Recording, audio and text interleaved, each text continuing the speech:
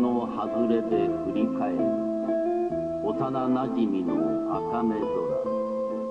風に吹かれて子牛の花が涙はらはらこぼれて落ちた。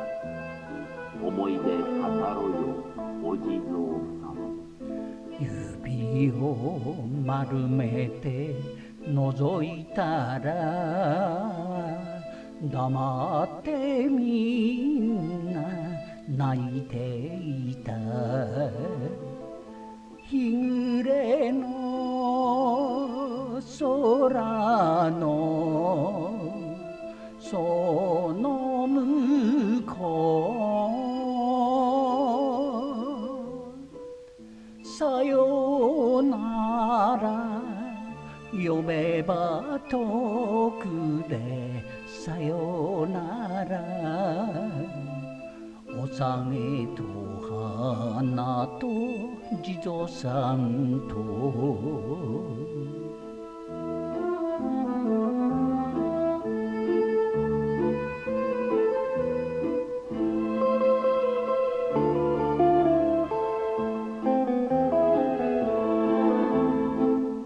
あれから3年もみつき、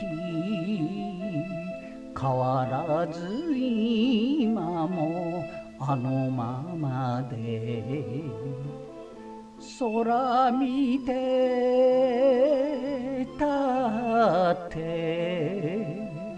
いるのやら。さよなら耳を澄ませばさよなら。